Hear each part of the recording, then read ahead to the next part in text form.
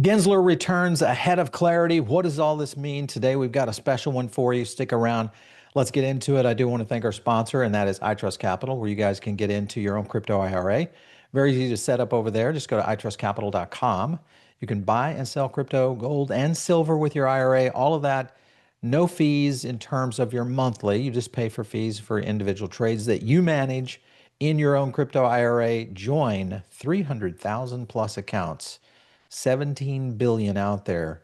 One of the top rated Trustpilot platforms out there when it comes to crypto IRA. So make your retirement funds work for you guys. Get started. Check it out. Use our link down below. It's going to give you a little bit of a bonus to get started and get going. I do want to start off with this right here.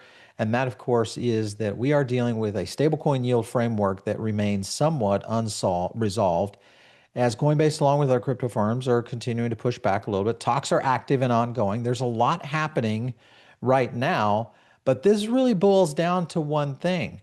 Where does Gary Gensler come into this? Watch this. One of the biggest buyers now in the Treasury markets are stablecoins. How do you see this moment?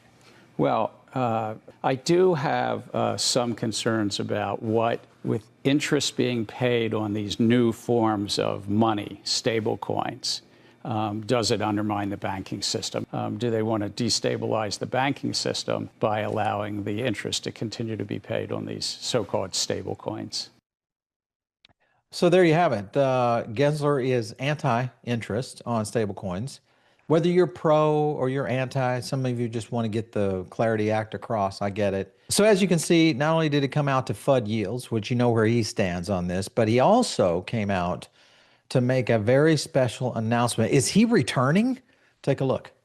You know, recently Simon Johnson and I started this podcast, Power and Consequences. And it's wonderful to be partnered up with Simon Johnson on our new podcast, Power and Consequences. A little audacious. How do you view that? When you talk to investors, I'm sure they come up to you and say, what do I do here? Because it's so much stuff I don't understand, perhaps. I don't know if people are interested in what Gary Gensler thinks about investing, because he's been suppressing this market for a very long time. And there you have it. That's the podcast. I'm not going to tell you to go out and follow or subscribe on this one. In fact, what I will say is don't subscribe for this one. This guy's been at our side for quite some time. Okay, maybe I'm jumping to conclusions here. Maybe it's not a bad podcast. Let's give it a chance. Let's actually play a clip from Gary Gensler's podcast. Listen in. So that's Power and Consequences with Gary and Simon. Thank you so much for joining us. Our U.S. economy today, this is circa early 2026.